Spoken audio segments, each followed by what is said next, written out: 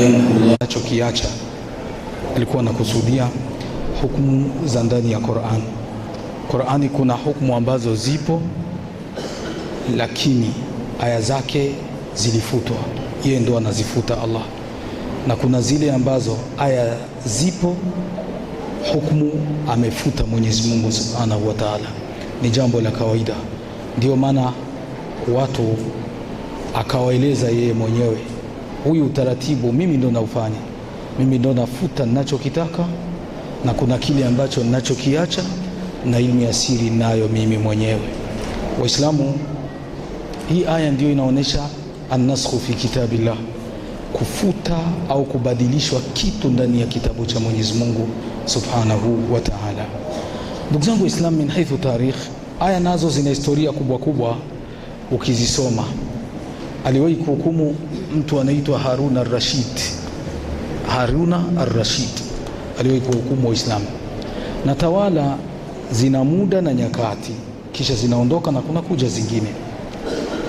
Mwaka ambao alihukumu mtume unaitwaga an-nubuwa, utawala wa utume, ulichukuaga miaka 23 ukaondoka.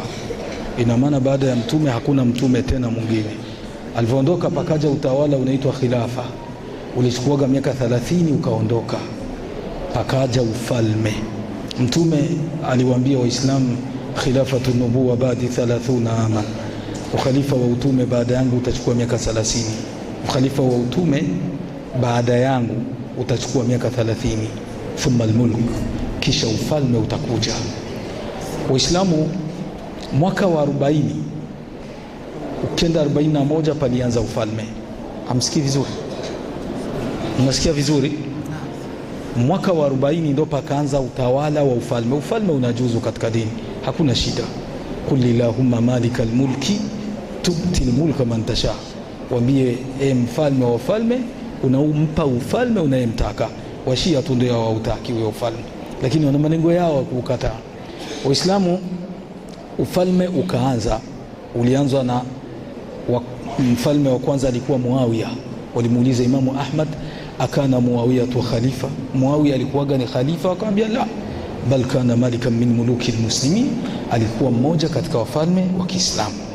Kwa ndugu zangu Waislamu, utawala wa Umawiya ambao ni wa familia ya huyu ya Muawiya, sahaba wa mtume, uliisha mwaka wa 132 ukaisha. Pakaja utawala wa familia ya mtume unaitwa Abbasiya. Ndani ya hii familia kuna mtu alitawala anaitwa Harun al-Rashid. Huyu mtawala alinyonya na jamaa mmoja anaitwa Jaafar ibn Yahya al-Barmaki, ndio alinyonya naye. Na mtu mkinyonya fasi moja, alaka inakuwa watida, uhusiano unakuwa mkubwa, na hata huruma unakuwa mwingi zaidi kuliko wengine. Ndio maana mtoto wa mama yako ni tofauti kabisa na mtoto wa baba yako. Japo kuwa mtoto wa baba ndio damu yako, lakini wa mama anakuwa na uhusiano na wewe zaidi kuliko wa baba. Waislamu, Harun al-Rashid akapata ufalme, akapata utawala. Alipopata utawala, mtu wa kwanza alimwajiri akamfanya waziri mkuu, premier minister, akamfanya Yahya ibn Jafar al-Barmaki, ule aliyonyonya naye. Lakini shida na utata alikuwa ni Barmaki. Barmaki asili yake ni Uturuki, asili ya Baramika asili yao ni Uturuki. Ni mfano wewe unakuwa rais Burundi, kisha unafika unamfanya Mtanzania ndio awe waziri mkuu. Watu wanaweza kukataa kwa utawala ambao unao na nguvu ambazo unazo, lakini muda unavyokwenda itakuwa shida. Kwa hiyo ule jamaa alivyokuwa mtawala, waziri mkuu, na waziri mkuu kazi yake ni kutazama guvernema nzima jinsi inavyokwenda, ndio kazi yao toka zamani. Waislamu akaanza kutazama na kukagua na nini, kila akiweka guverner anamuweka Barmaki. Naelewa vizuri? Yani akiweka guverner anamuweka Barmaki. Akishauriwa na rais, mtu fulani hii poste fulani tumpe nani, muwekeni Barmaki. Utawala wote ila mfalme ukaenda kwa familia Baramika, huyo utawala. Waislamu, ikawa ni jambo ambalo Waarabu linawakera. Mfalme ni Mwarabu, tena familia ya mtume, tawala na nyanja na viti vimechukuliwa na watu ambao si Waarabu, likawa linawakwaza mpaka siku mfalme alikuwa ameoa mwanamke mmoja anaitwa Zubaida. Muda hakuna, lakini ningemzungumza huyu Zubaida. Zubaida alikuwa na yeye ni Qurashia, alikuwa na yeye ni Mkuraishi, tena familia ya mtume hiyo. Zubaida akawa amependwa sana na mume wake, mambo ambayo yaliona hata dola ikaona tukimgusi Zubaida utakuwa umemgusi mfalme mwenyewe, wakawa wanampa nafasi yake. Ndugu zangu, mfalme akaaga anakwenda Maka. Ina maana ambaye atakaye chunga nchi, ambaye ni waziri mkuu, ni nani huyu? Yahya ibn Jaafar al-Barmaki. Akaachiwa tawala zote, nafasi zote ndio asimamie. Waislamu ndugu zangu, mfalme akaaga akaondoka. Yahya akakaa pale kama mtawala, yeye ndio anashika nchi na anatekeleza amri zote za dola. Lakini binadamu yoyote ukitaka kumkwaza ni mambo mawili, hakuna cha subira wala mpole wala uchamungu. Hapo ni mambo tu mawili. Ukitaka kumjua binadamu hasira zake au kumchokonoa, we mtafute kwenye mambo mawili. Jambo la kwanza, mtafute kwa mke wake. Wewe urafiki haupo, atakuumiza, atakujeruhi. Hakuna mtu unaweza ukamchezea mke wake akathubutu, au naanza utani, hapana, hakuna huyo mtu. Jambo la pili, mtafute masdaru riziki, wapi anapata riziki yake. Na kanuni ya riziki asili yake ni kufichwa, ukiizagaza utaumia katika ulimwengu. Tayari Waislamu, Zubaida akataka kwenda mjini, anakumbuka mji, mke wa kiongozi hana ruhusa ya kutoka kwenda mjini, uswahilini kwa lugha nyingine. Lakini sasa anakumbuka ndiko walikozaliwa huko, akataka, mume hayuko, nataka kwenda uswahilini. Alipotaka kwenda huko, lazima apewe ulinzi, tena kwa muda fulani, ambaye anayeupanga nani? Waziri mkuu Yahya ibn Jaafar al-Barmaki. Ndugu zangu, akamkatalia, subiri, utakwenda kwa muda fulani, kwa sababu wewe ni mke wa rais, wewe ni mke wa mfalme, litakalotokea huko mimi nitaulizwa. Akamwambia, hivi kwani mimi nimeolewa na wanamume wangapi? Akamwambia, mume wako ni Harun al-Rashid, lakini mimi ndio natazama usalama wako. Wakapapuzana pale. Akamwambia, huwezi ukatoka. Na haki ilikuwa na nani? Na Yahya ibn Jaafar al-Barmaki, anamlinda mke wa mfalme. Lakini mwanamke kama mwanamke akaona, hapana, kwa nini mimi nichukue amri kutoka kwake na ilhali mume wangu ndio kiongozi? Kwa hiyo wakati hapakuwa simu ili ampigie mume au Yahya ampigie mfalme amweleze, hapakuwa simu, mfalme yuko hija. Ndugu zangu, tayari mfalme hajui kile ambacho kinachojiri huku Iraq, hajui. Zubaida akakasirika na hakuenda tena huko ambako alikuwa anakutaka. Yahya akajitahidi kumwelewesha, unaweza kwenda? Akamwambia, siwezi kwenda sendi, lakini nataka nijue mimi niliolewa na nani. Ndugu zangu, mambo yalikwenda hivyo mpaka ikafikia mfalme anarudi. Na kama kawaida sisi wanamume tunafanana, tumetoka mbali, tumekuja nyumbani.